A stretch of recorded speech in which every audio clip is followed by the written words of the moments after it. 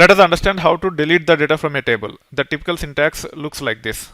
Delete from table name where condition. If we do not specify condition, it will delete all the data from the table. However, it is not recommended to use delete without where condition to delete all the data. Instead, we should use truncate. For now, we will see basic examples for delete. One need to have good knowledge about where clause to take care of complex conditions. Let's see how we can delete all those records from users where the password is not set.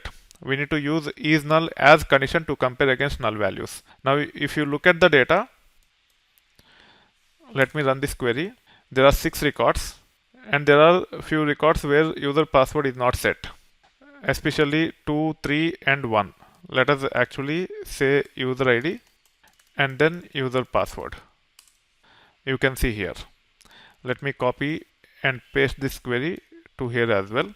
Now I want to delete all those records where password is not set. The password is not set for 1, 2 and 3. So I can say delete from users where user password is null like this.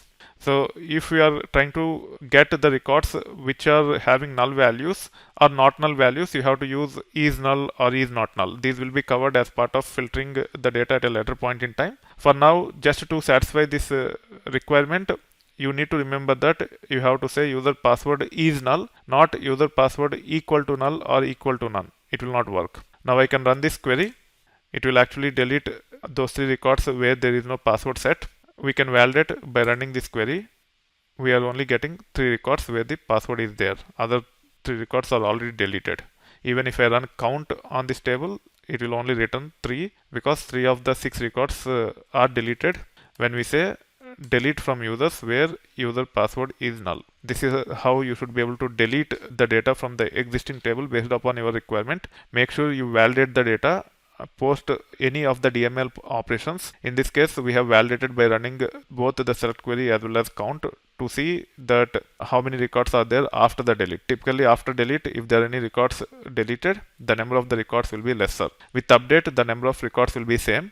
When you perform the insert, the number of records are supposed to be increased. On top of these basic DML operations such as insert, update and delete, there is also a concept of upsert or merge where you can actually build your statement in such a way that if the records exists, it will update, otherwise it will insert. However, it is a bit advanced and I am not going to cover at this time.